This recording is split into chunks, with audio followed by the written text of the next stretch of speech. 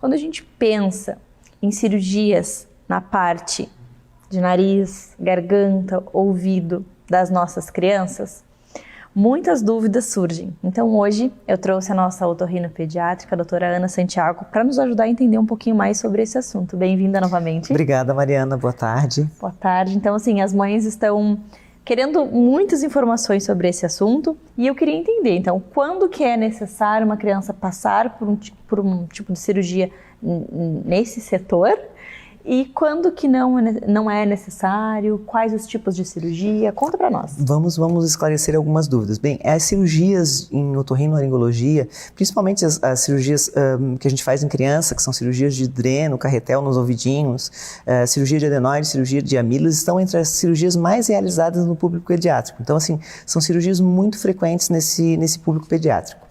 Existem critérios para indicação.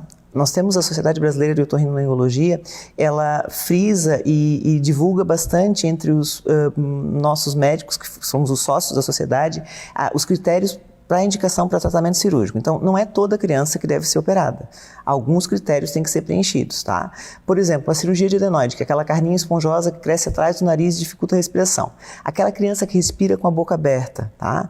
Que faz quadros infecciosos de repetição, tá? Sinusites, rinossinusites recorrentes. Faz otites de repetição, porque uma adenoide grande às vezes dificulta também a drenagem do ouvido. Essa criança, e tem um tecido linfóide, uma adenoide ocupando mais de 50% ou 70% do rinofaringe, é uma criança candidata sim a tratamento cirúrgico.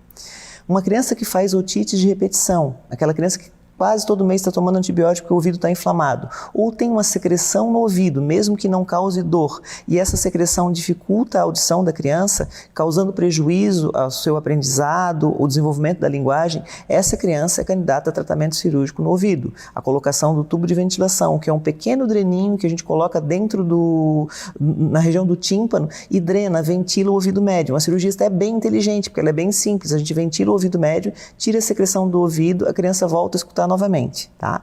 E no caso de cirurgias de amígdalas, muitas vezes a necessidade de fazer o procedimento cirúrgico, quando as crianças têm uma amígdala muito grande que dificulta a respiração, é aquela criança que ronca, que tem parada respiratória à noite, tá? Ou aquela criança que tem dificuldade de engolir alimentos mais sólidos. Essas crianças, avaliadas pelo otorrino, o otorrino vê o número de infecções, vê o tamanho das amígdalas, muitas vezes ele indica a cirurgia de amidalectomia também. Então, essas são as três principais cirurgias mais realizadas no público pediátrico: a cirurgia de carretel, colocação de tubo de ventilação, a adenoidectomia e a amidalectomia, tá? São cirurgias assim com um nível de complexidade não alto. A adenoidectomia e timpanotomia para tubo de ventilação, baixa complexidade. A amidalectomia, um pouquinho mais de cuidado, porque o pós-operatório pode existir sangramento e é uma cirurgia que dói bastante. Então, os pais têm que estar bastante orientados com a necessidade de fazer uma dieta no pós-operatório, de ter atenção com sangramento. Então, se a criança tiver, a família da criança estiver bem orientada, geralmente nós não temos problema. E quando a gente pensa nesse pós-operatório, o que vem pela frente? Quais são os cuidados? Em quanto tempo a vida da criança volta ao normal? Pode comer tudo, frequentar a escola?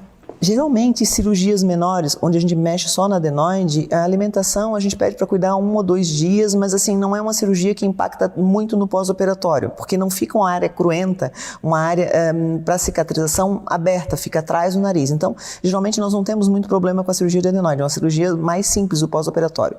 Quando nós temos a cirurgia de amígdala, a gente orienta para aquela primeira semana de pós-operatório ter cuidado com o tipo de alimentação. São proibidos alimentos quentes e duros. O ideal são líquidos, pastosos, mas com temperatura ambiente, nada muito quente. E é na primeira semana. Tá? E a cirurgia de ouvido geralmente não dói muito, a gente só tem que ter cuidado para não deixar entrar água no pós-operatório. Antigamente existia muita proibição quanto a criança não podia mais nadar, não podia mais entrar na água. Hoje, os estudos mostram que não existe essa certeza de que se frequentar a natação vai entrar água e vai inflamar. O que eu oriento para os pacientes pode até ir para a natação, mas não pode mergulhar, porque com mergulho vai entrar água. E aí a gente orienta para o banho fazer um moldezinho para não entrar água e não ter problema. Tá? Isso por um período? Por um período. Geralmente a média de tempo, 6, 8 meses, 1 ano, depois o dreno cai sozinho, não precisa tirar. A maioria dos casos, mais de 98%, geralmente cai sozinhos. Lá, uma vez ou outra, uma ou outra criança que o dreno fica por mais tempo. Aí precisa retirar cirurgicamente. As pessoas ficam com muito medo de, eu vou tirar as amígdalas, eu tiro toda a proteção, aí sim eu vou ter mais dores na garganta. Como que a gente pode ajudar as mães a entender esse assunto? Isso era um assunto bastante controverso até algum tempo atrás. Na verdade, a amígdala é um tecido linfóide. Ela é como se fosse o mesmo tipo de tecido da adenoide, o mesmo tipo de tecido das ínguas que aparece no nosso corpo quando a gente tem um processo infeccioso. Ele ajuda na produção de umas célulazinhas de defesa que melhoram o nosso sistema imunológico. Mas não é o único local onde produz essas células de defesa, tá? Existem outras regiões, ou seja, se tu tirar a amígdala, não quer dizer que tu vai diminuir a imunidade do teu filho, tá? Ela ajuda na produção de IgA, mas ela não é o único tecido responsável por isso. É claro que a gente vai indicar o procedimento cirúrgico se houver necessidade. Não vai expor uma criança a um risco desnecessário, um risco anestésico, um risco de sangramento no pós-operatório sem necessidade. Mas eu posso te garantir que quando é bem indicado, depois daquela primeira semana ruim, que eles não conseguem comer, a qualidade de vida é outra, é um divisor de águas. As mães sempre dizem, a vida do meu filho foi antes da cirurgia e depois da cirurgia. Olha só.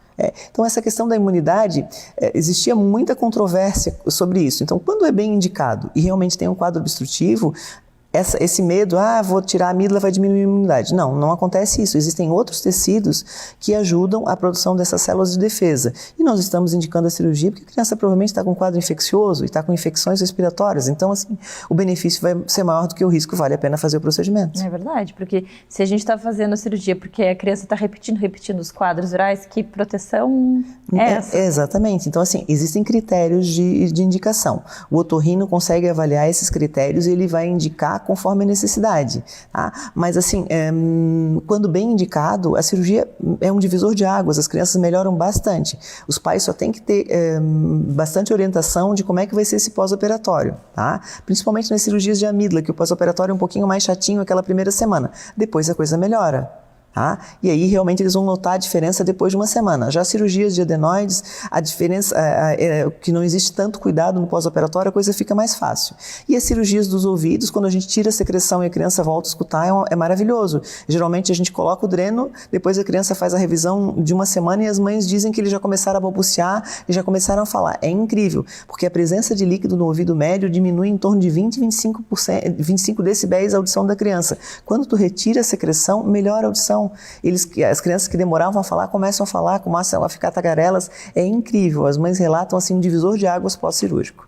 Nossa, muito obrigada por nos ajudar a entender um pouco sobre esse assunto, porque a gente ouve muita coisa e por isso que eu sempre falo, assim, tem que ser informação de qualidade, tem que ser estudo, tem que ser um profissional capacitado para te ajudar a formar a tua opinião, não o Google, a vizinha. Por isso que aqui a gente tem os nossos médicos que nos ajudam a compreender como que funciona realmente. Então eu adorei, obrigada por trazer essas informações e até a próxima. Até a próxima.